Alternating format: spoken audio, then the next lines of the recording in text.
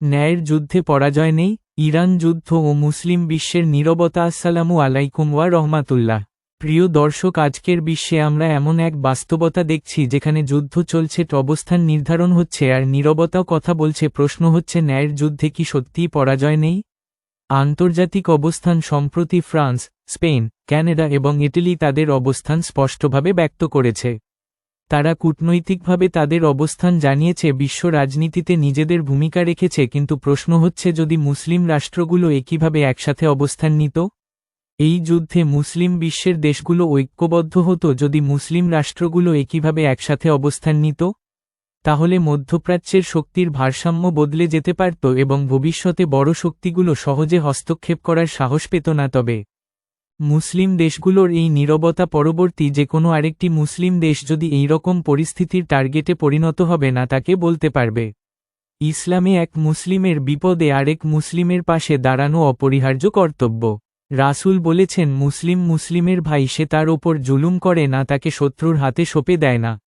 যে ব্যক্তি তার ভাইয়ের প্রয়োজন মেটায়, আল্লাহ তার প্রয়োজন মেটান, এবং যে কারো বিপদ দূর করে, আল্লাহ কিয়ামতের দিন তার বিপদ দূর করবেন। বুখারী হাদিস 2442। ইসলামের ইতিহাসে battle of Badr, battle of the trench সংখ্যায় কম হয়েও মুসলিমরা জয়ী হয়েছিল, কারণ তারা ন্যায় ও সত্যের পথে ছিল।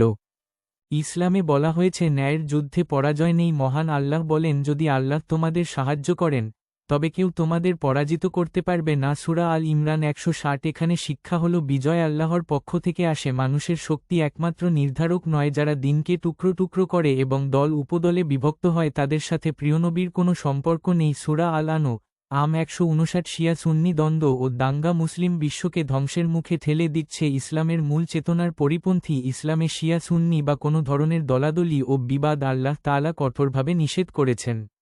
পবিত্র কুরআনে আল্লাহ মুসলমানদের ঐক্যবদ্ধ থাকতে এবং বিচ্ছিন্ন না হতে নির্দেশ দিয়েছেন। সূরা আল ইমরান 103। শিয়া সুন্নি দ্বন্দ্বকে অনেক স্কলার ইসলাম বিরোধী ষড়যন্ত্র বলে গণ্য করেন, যা মুসলিম উম্মাহর ঐক্যের পরিপন্থী।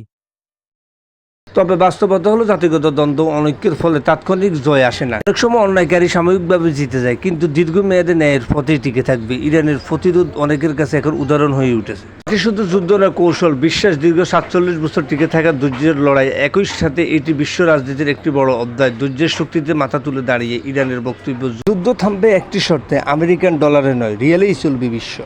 মুস্তফা খোমেনি বলেন, বিশ্বে মুসলমানরা মাথা উঁচু করে চলাফেরা করবে।